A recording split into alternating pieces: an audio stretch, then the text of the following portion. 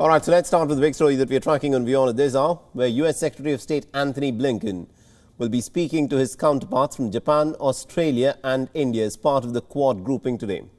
The meeting that was announced on Wednesday will be the first of the informal group under Joe Biden's administration that has taken charge of the United States on the 20th of January. The Biden administration has already discussed its future role in bilateral calls with the members. The Quad grouping is being seen as a part of an effort to try and balance China's growing military and economic power in the Indo-Pacific region. Coordinating efforts on COVID-19 response as well as climate change is also on the agenda. The first Quad meeting, remember, was held in 2019 in New York, where each country released statements that cleared that they had their reasons for staking their claims in the region. China's aggressive behavior in the region has significantly abetted the group to grow in purpose.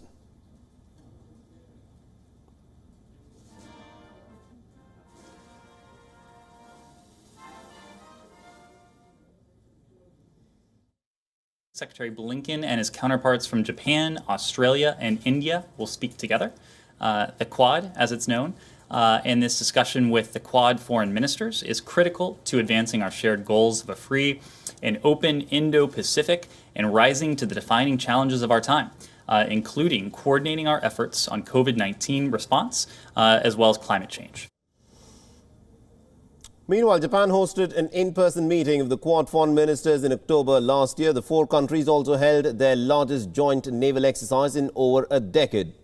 Now, Biden and the Indian Prime Minister Narendra Modi agreed in a telephone call last week to strengthen the Indo-Pacific security through the Quad. Now, the Biden administration has continued with its pretty tough approach in China, and the grouping of the four major Indo-Pacific nations will boost the narrative. All right, now to give us more perspective in terms of what this Quad meeting, of course, means, we are joined in by WION's Siddhant Sibal. He's joining us live on this broadcast. Now, good morning to you, Siddhant. Bring us up to speed with what is on the agenda of this Quad meeting that is set to take place.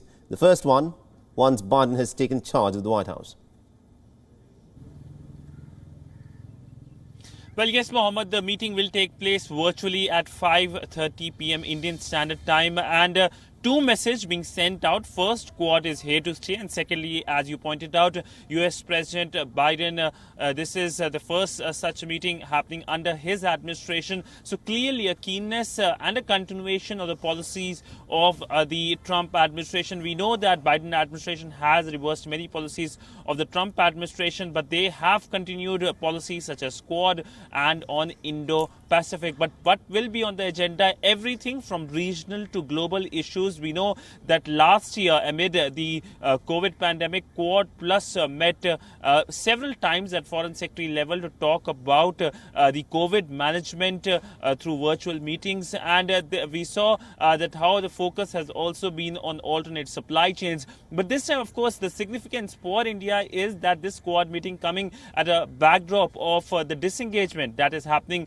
at the Pangong Lake, the first phase of disengagement. And even as disengagement is taking place, the Quad meeting is going to take place. The readout, of course, will be coming separately as of now from the four capitals, because one thing that has been missing from various Quad meeting is a joint statement. There hasn't been any joint statement by Quad. It is being still referred as an informal grouping. In fact, the MEA release points out to this consultation, usage of the word consultation between these four countries, and that is the similar situation with other three capitals as well. But clearly we have seen a solidification, a consolidation of Quad.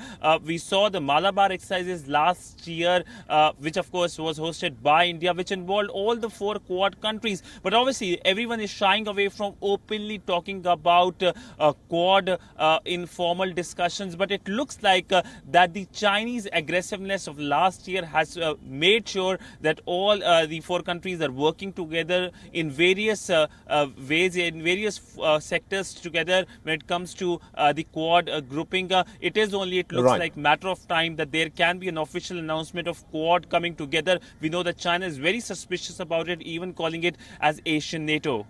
Absolutely, indeed. And also at this point of time, Siddhant, I mean, we saw as to the strategy that was adopted by Donald Trump against China, where he was very aggressive in trying to take on China, if one were to so put it. But how is the American strategy likely to be different under Joe Biden?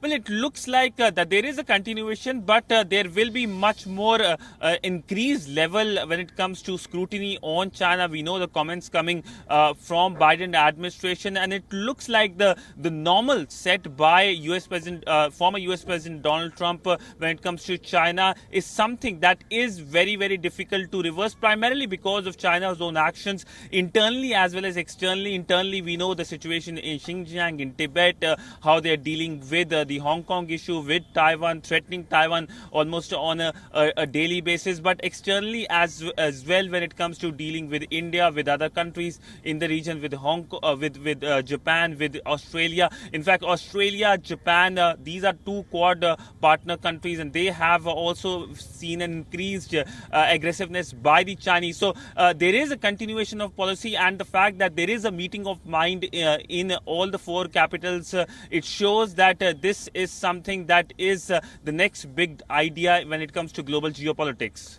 All right, we'll have to leave it there. Thank you very much indeed, Siddhant Sibal, for joining us and getting us all those updates there. WION is now available in your country. Download the app now and get all the news on the move.